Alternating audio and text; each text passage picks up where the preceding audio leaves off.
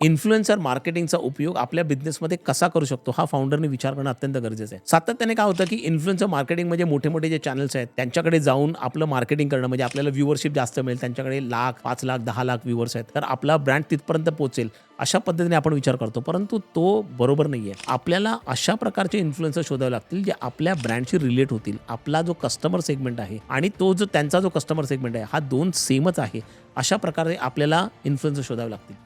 दुसरी महत्त्वाची गोष्ट म्हणजे जो तुम्ही कंटेंट बनवता त्यांच्याबरोबर तो रिलेटेबल असला पाहिजे. केवळ तुमच्या ब्रँडची जाहिरात केली म्हणजे लोकं घेतील अशा प्रकारे त्याप्रकारे होत नाही. म्हणजे मग अगदी फिल्म स्टार्स असतील तर गोष्ट वेगळी.